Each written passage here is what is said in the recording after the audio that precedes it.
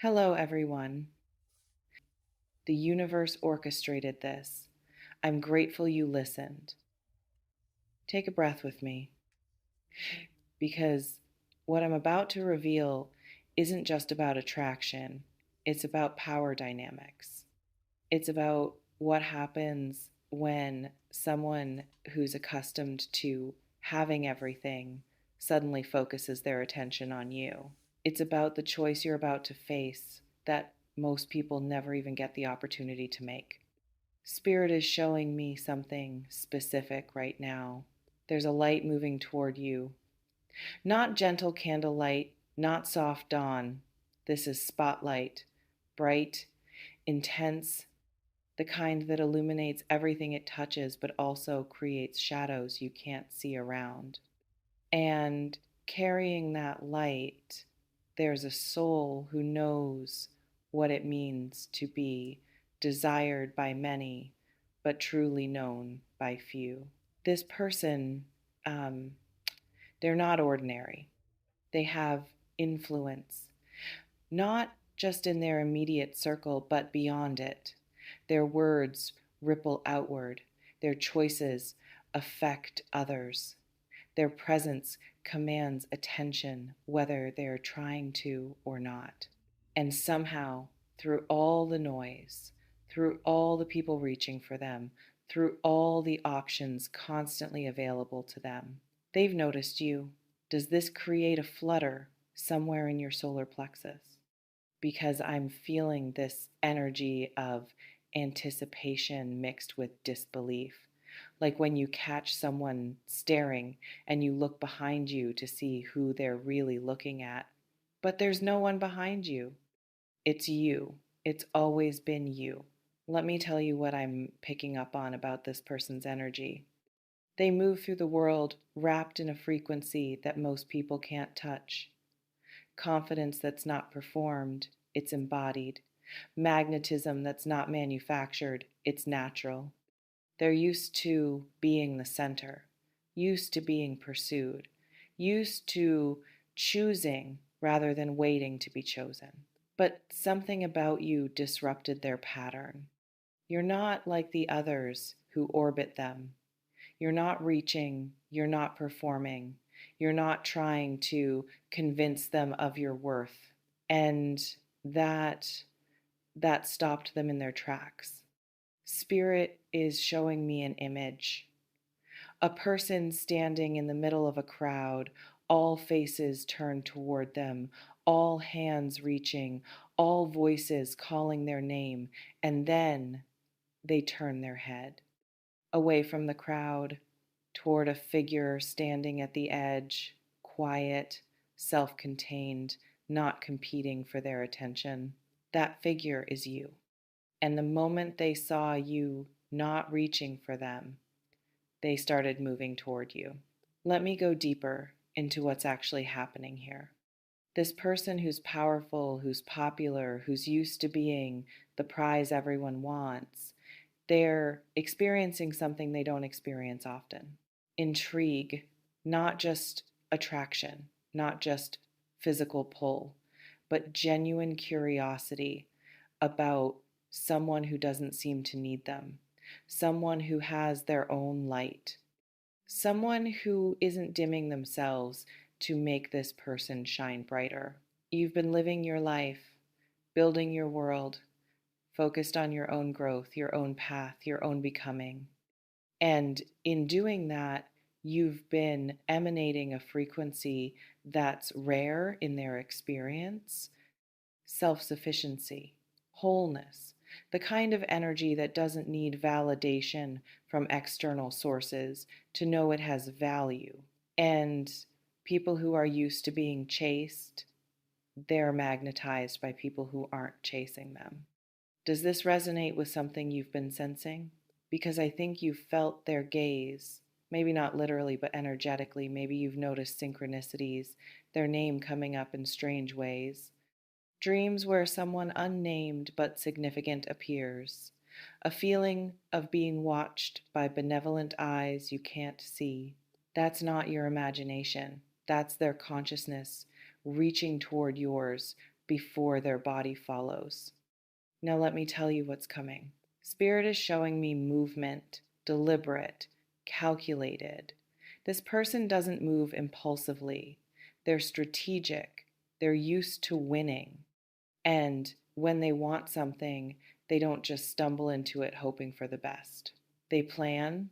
They're watching you right now, learning your rhythm, noticing what makes you light up, observing what you respond to and what you ignore.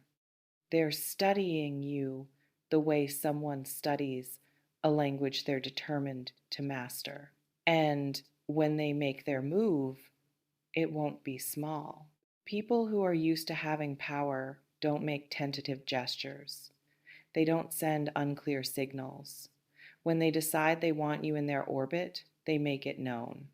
For some of you, this is about to manifest as an opportunity, a door opening that shouldn't logically open for you yet, an invitation into a space you didn't think you had access to. And when you walk through that door, they'll be there, waiting and creating the circumstance that allows them to be near you without it seeming orchestrated. But it is orchestrated. They're pulling strings you can't see. For others, this manifests as direct approach, bold, confident. They're going to find a way to insert themselves into your world, a message, an introduction through a mutual connection. A chance encounter that's anything but chance. And when they speak to you, when they turn the full force of their attention toward you, you're going to feel it. Like standing in front of a fire, warmth, heat, the choice between stepping closer or stepping back. Let me know in the comments if this speaks to you. Now, here's what Spirit wants you to understand about what this actually means. This isn't a fairy tale. This is a chess game. And you need to know that before you make your first move. This person who's powerful, who's popular, who's turning their attention toward you, they're used to getting what they want, not through force, through magnetism, through knowing how to read people, through understanding that most people have a price, a weakness, a door left unlocked. They're going to look for yours. Not maliciously, not even consciously necessarily, but it's what they do. It's how they navigate a world that taught them early that power and charm can open almost anything. Spirit is showing me a specific pattern this person carries. They collect, not people exactly, but experiences. They want to know what it's like to be close to someone like you, someone who doesn't need them, someone who has something they can't buy or demand or seduce with their usual tools. They're drawn to you because you represent a challenge, a mystery, something rare in their world of easy access and immediate gratification. And here's the question you need to ask yourself. Do I want to be known by someone who's curious about me? Or do I want to be chosen by someone who needs me? There's a difference. Curiosity fades when the mystery is solved.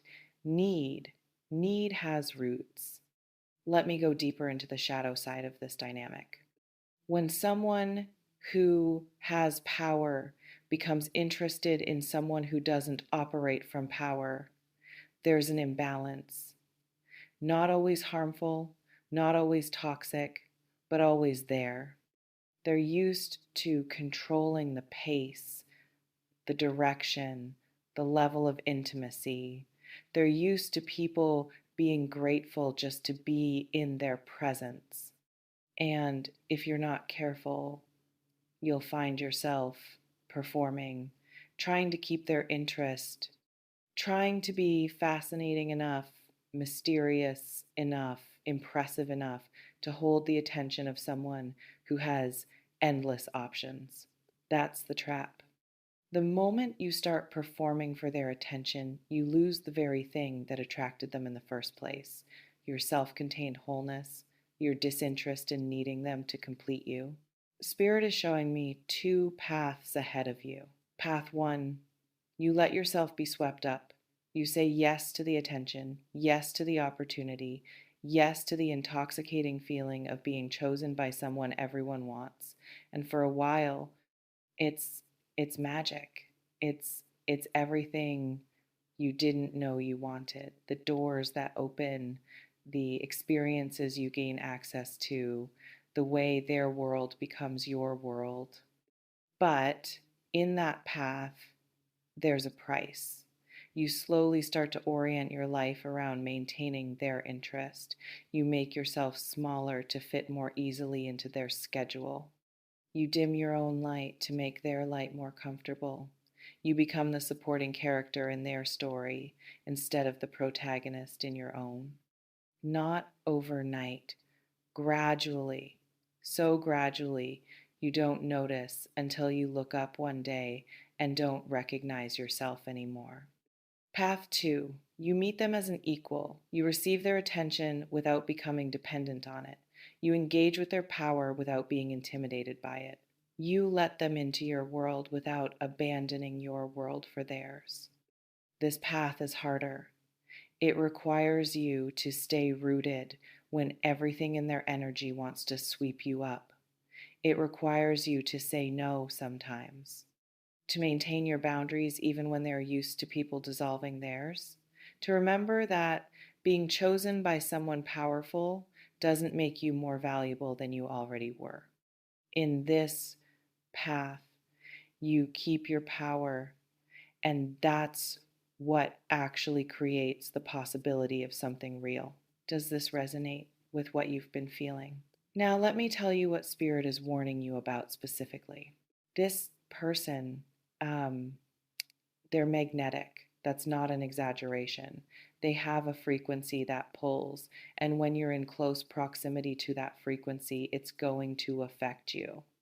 It's going to feel like gravity, like you're being pulled toward them, even when you're trying to stay still.